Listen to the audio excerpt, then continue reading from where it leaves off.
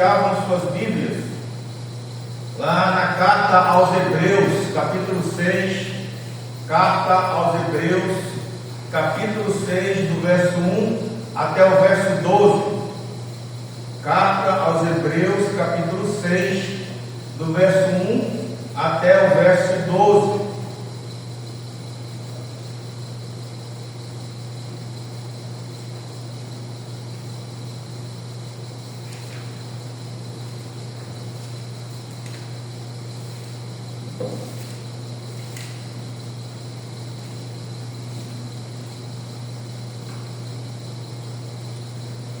Diz assim a palavra do Senhor: por isso, pondo de parte os princípios elementares da doutrina de Cristo, deixemos-nos levar para o que é perfeito, não lançando de novo a base do arrependimento de obras mortas e da fé em Deus, o ensino de batismo e da imposição de mãos, da ressurreição dos mortos e do juízo eterno.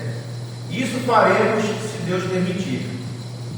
É impossível, pois, que aqueles que uma vez foram iluminados e provaram o dom celestial e se tornaram participantes do Espírito Santo e provaram a boa palavra de Deus e os poderes do mundo vindouro e caíram, sim, é impossível outra vez renová-los para o arrependimento, visto que de novo estão crucificando para si mesmos o Filho de Deus e expondo-o à ignomínia.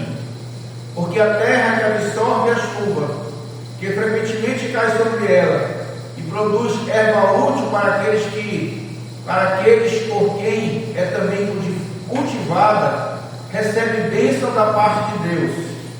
Mas se produz espinhos e abrolhos, é rejeitada e perto está da maldição, e o seu fim é ser queimada.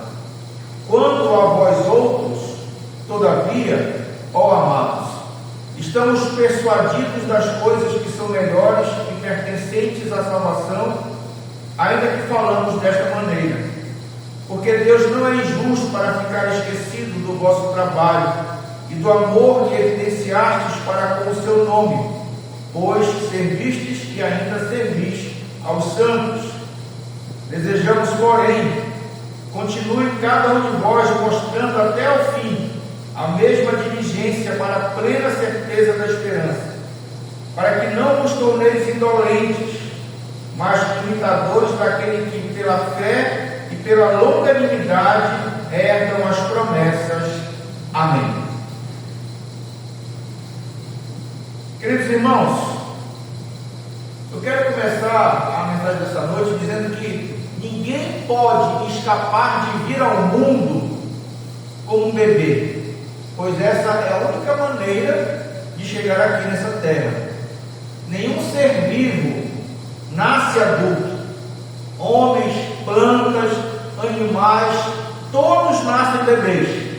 Até mesmo o filhote de uma baleia azul, que é considerado o maior mamífero, ele nasce com 7 metros de tamanho e pesando 2.000 quilos, mas ainda assim ele é um bebê comparado à sua mãe, que em média mede 30 metros e pesa 150.000 quilos.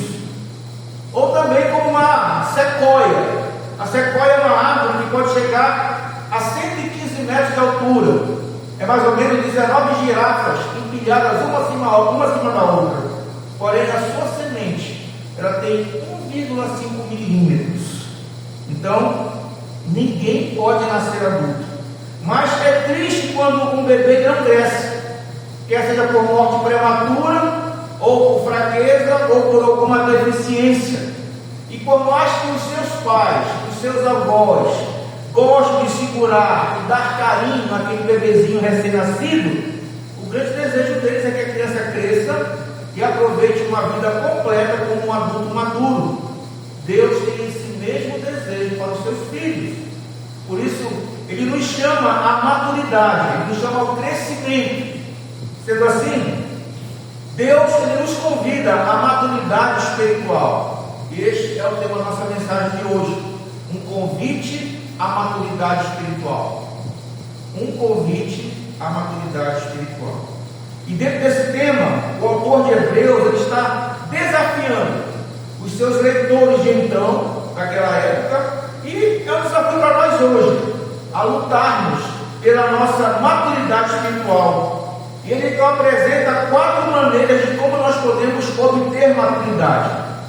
A primeira maneira é: vá além dos princípios básicos. Vá além dos princípios básicos. E é o que diz o verso de 1 a 3 do texto que nós lemos. Por isso, pondo de parte os princípios elementares da doutrina de Cristo, deixemos-nos levar para o que é perfeito, não lançando de novo a base do arrependimento de obras mortas e da fé em Deus, o ensino de batismos e da imposição de mãos, da ressurreição dos mortos e do juízo eterno. Isso faremos se Deus nos permitir.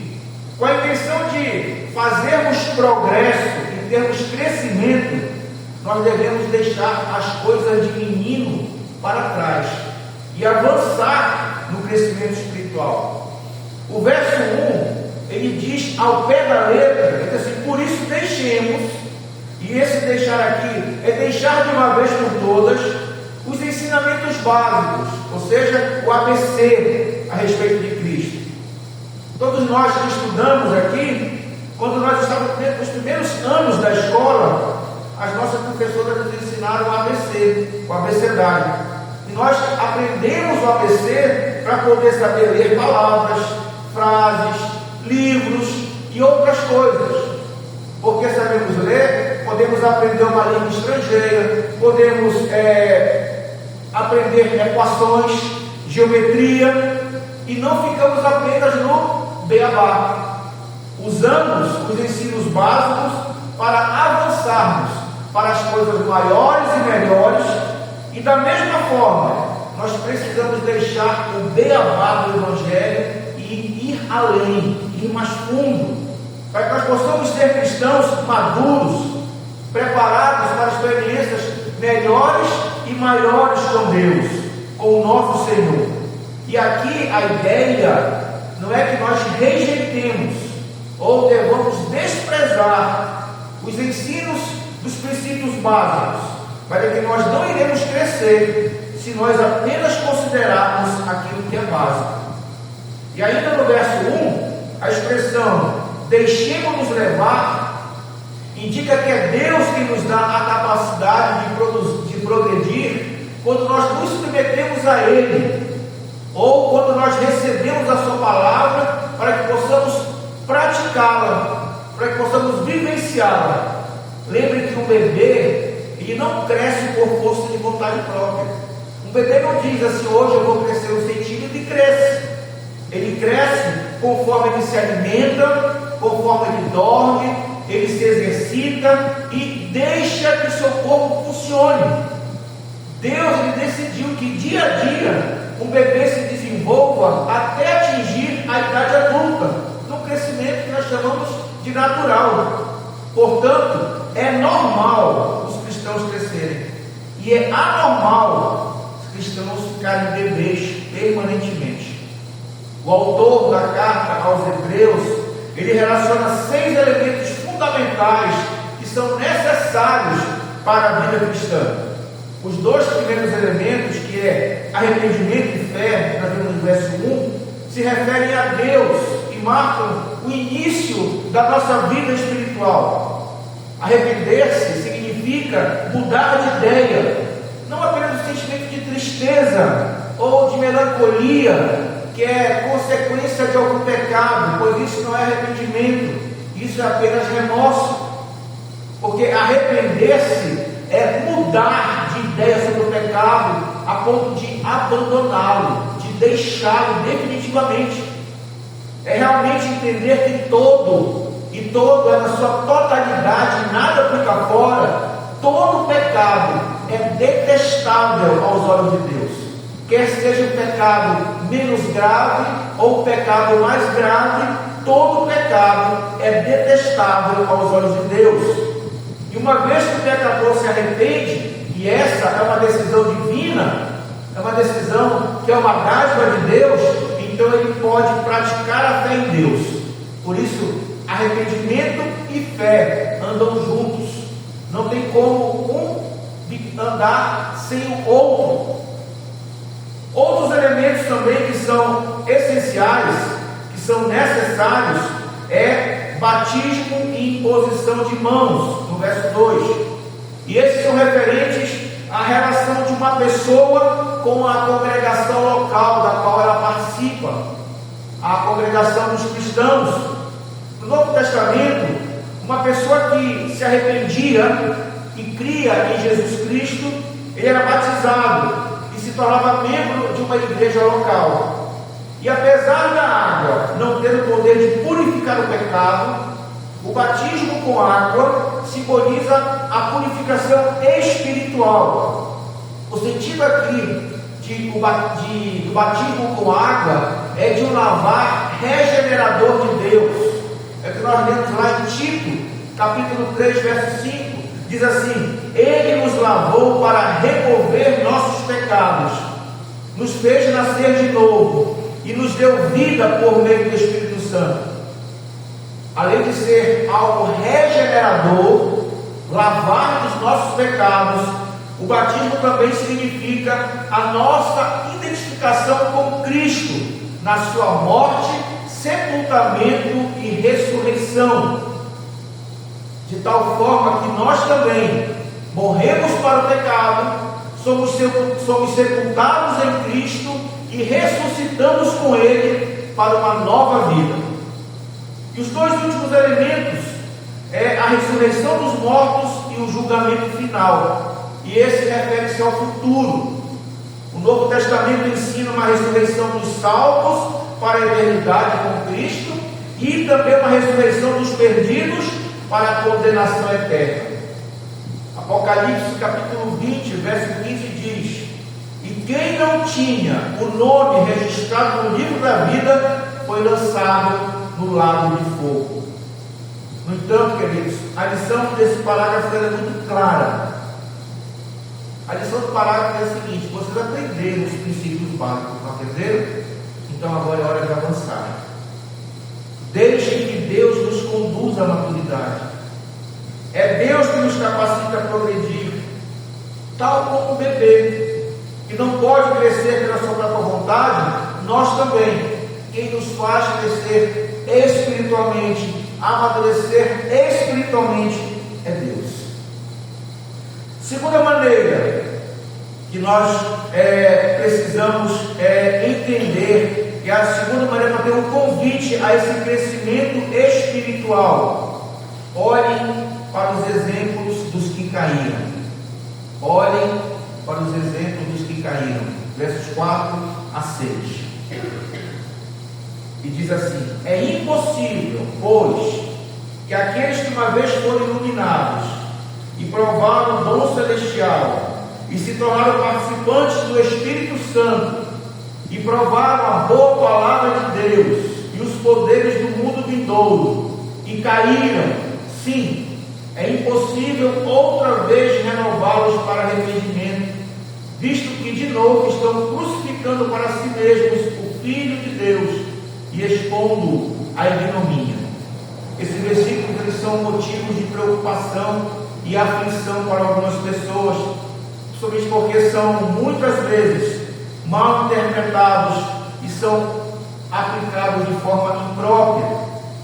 O autor aqui se refere, ele está se referindo às pessoas que caíram em definitivo, ou que nós chamamos que apostataram da fé, viraram as costas para Deus, viraram as costas para a sua palavra, para o seu evangelho.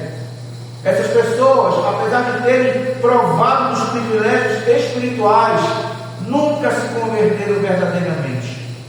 Pode ser que o autor aqui se estivesse referindo à geração que morreu no deserto logo depois que saiu do Egito. Aquela geração usufruiu de todos os benefícios de Deus, mas não creram. E como punição para isso, eles morreram antes de chegar à terra prometida. A carta de Hebreus, ela fala de 4 coisas impossíveis. É a salvação para quem rejeita Cristo, no verso 17.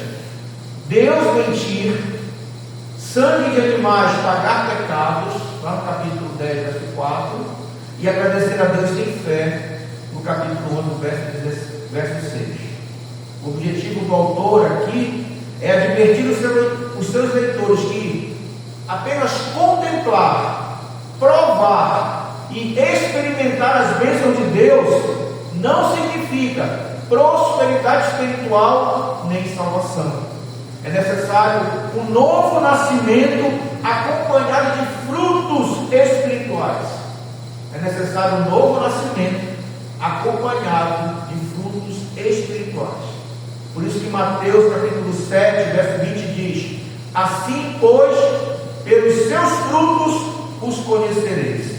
Então, diante disso, nós podemos perguntar: o que o autor está tentando nos dizer? Está tentando nos dizer que não podemos nos contentar apenas com sinais para pensarmos em regeneração. Nós não podemos confundir sinais, e sinais aqui são milagres, revelações, falar em línguas, profecias, com regeneração. Porque nem tudo que for chamado evangélico, nem toda a movimentação do meio evangélico é o evangelho, é fruto do evangelho. O evangelho só é verdadeiro quando Jesus é suficiente para a nossa salvação. O evangelho só é verdadeiro quando Jesus é suficiente para a nossa salvação. Ainda que nós possamos ver muito marketing em torno do evangelho, uma propaganda muito grande, inclusive dizendo que Jesus não é suficiente, o evangelho só é verdadeiro quando Jesus é suficiente para a nossa salvação. Terceira maneira de nós podermos crescer espiritualmente é: sejam produtivos. Sejam produtivos. Versos 7 e verso 10. Porque a terra que absorve a chuva, que frequentemente cai sobre ela, e produz erva útil para aqueles por quem é também cultivada, recebe bênção da parte de Deus. Mas se produz espinhos e abrolhos, é rejeitada, e perto está da maldição, e o seu fim é ser queimada. Essa ilustração que o autor usa de um campo, ela lembra a parábola do semeador que Jesus contou. Queridos, um canteiro de mudas e um pé de manga, eles provam seus valores quando eles dão frutos. E quando crescemos espiritualmente, o verdadeiro cristão então produz frutos para a glória de Deus.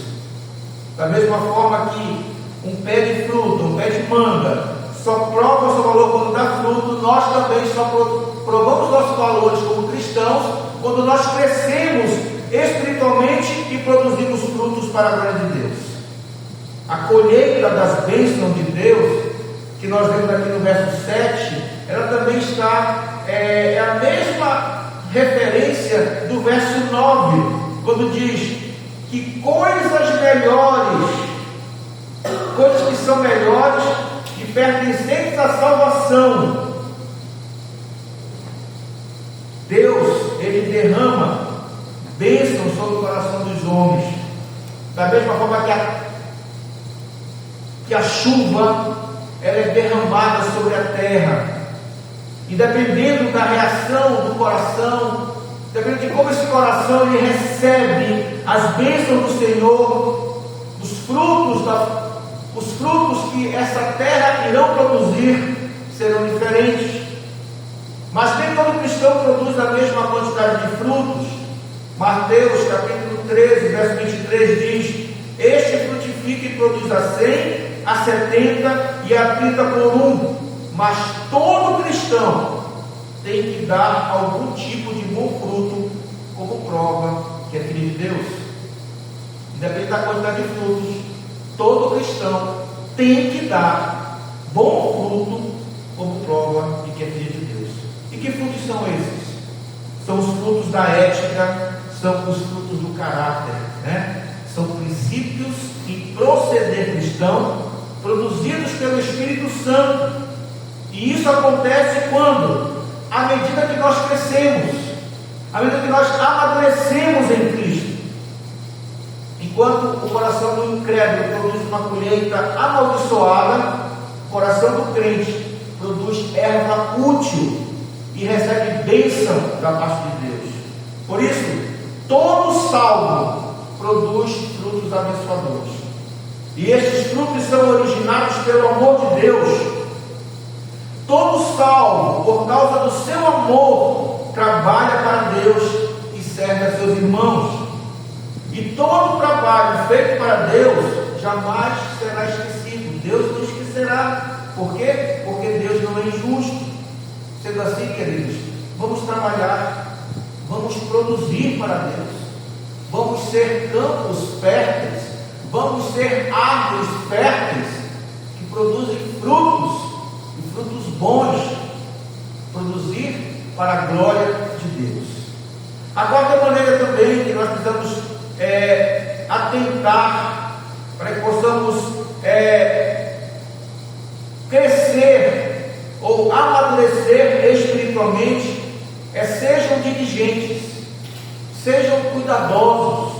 Versos 11 e 12 diz assim: desejamos, porém, continue cada um de vós mostrando até ao fim a mesma diligência para a plena certeza da esperança, para que não vos torneis indolentes, mas imitadores daqueles que pela fé e pela longanimidade herdam as promessas. Apesar de ser verdade que é Deus quem nos leva à maturidade, que é Ele quem nos dá o crescimento, que é Ele quem nos transforma de bebês em adultos espirituais, também é verdade que nós temos um compromisso com o nosso crescimento e com a nossa maturidade espiritual. Ninguém deve ser preguiçoso, mas deve dedicar-se aos recursos espirituais que Deus concedeu e que estão à nossa disposição.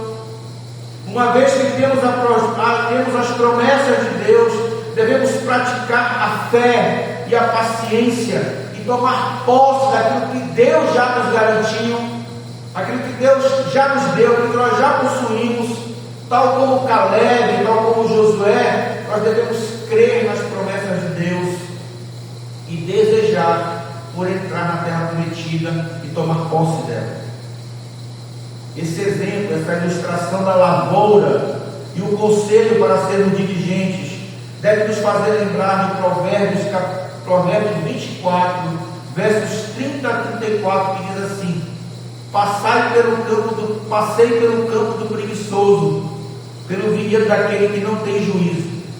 Tudo estava cheio de espinhos e coberto de ervas daninhas, e seu muro de pedra em ruínas. Então, enquanto observava e pensava no que via, aprendi esta lição: um pouco mais de sono, mais um cochilo, mais um descanso com os braços cruzados, e a pobreza o assaltará como um bandido, a escassez o atacará como um ladrão armado. Da mesma forma, se somos preguiçosos em cuidar da nossa vida espiritual, é uma demonstração de falta de juízo. Teremos uma vida espiritual cheia de espinhos, de ervas daninhas. O nosso muro de pedra estará enfraquecido porque falta reparos. Por isso não podemos dormir, não podemos cochilar, não podemos descansar demais, muito menos ficar de braços cruzados, pois nós nos tornaremos fracos, nos tornaremos pobres espiritualmente e estaremos desprotegidos contra o ladrão, que é Satanás. Concluindo, queridos, eu quero chamar a atenção para os versos 19 e 20 do mesmo capítulo de Hebreus. Diz assim: a qual temos por âncora da alma, segura e firme, e que penetra além do véu, onde Jesus, como precursor, entrou por nós, tendo se tornado sumo sacerdote para sempre, segundo a ordem de Melquisedeque. Amém. A nossa esperança está ancorada na pessoa e obra de Jesus Cristo. A esperança é como uma âncora, ela dá estabilidade à alma do crente em meio às tempestades espirituais da vida. tal como um barco é ancorado quando está no porto, para que se vier um vento forte, o vento não o arraste. A mesma coisa é a esperança em Cristo para nós que somos cristãos, que somos crentes. Ela é a âncora, ela que não nos deixa sermos levados como folha seca por qualquer vento de doutrina. Ela que não nos faz sucumbir diante das tempestades, diante das provas, diante das tentações. A esperança, a âncora da esperança é Jesus. Ele é o nosso sumo sacerdote. Ele foi adiante de nós para o céu, tal como um pioneiro que nos conduz à presença de Deus. Ele é o nosso sumo sacerdote eterno, ou para sempre. Ele intercede por nós na presença do Pai, como nos lembra Romanos capítulo 8, 34, que diz: quem nos condenará? É Cristo Jesus que morreu, ou antes quem ressuscitou, o qual está à direita de Deus e também intercede por nós. Por isso, queridos, vá além dos princípios básicos, saia do beabá, saia do superficial, saia do raso, saia da sua zona de conforto. Segundo, olhe para os exemplos dos que caíram. Existe um ditado que diz que o exemplo vale mais do que 1000 palavras. Terceiro, sejam produtivos. Lembrem que a árvore que não der frutos será cortada e jogada ao fogo. E sejam cuidadosos, porque o inimigo, ele é astuto, ele é sagaz. A palavra de Deus diz que ele é parecido um leão que está à espreita, só esperando um momento para atacar. Ele está pronto para nos roubar e acabar com a nossa alegria. Vá além dos princípios básicos, olhem para os exemplos dos que caíram, sejam produtivos e sejam cuidadosos. Que o Senhor continue a nos abençoar. E ao Senhor toda a honra, toda a glória e todo o louvor. Amém. Vamos orar, queridos.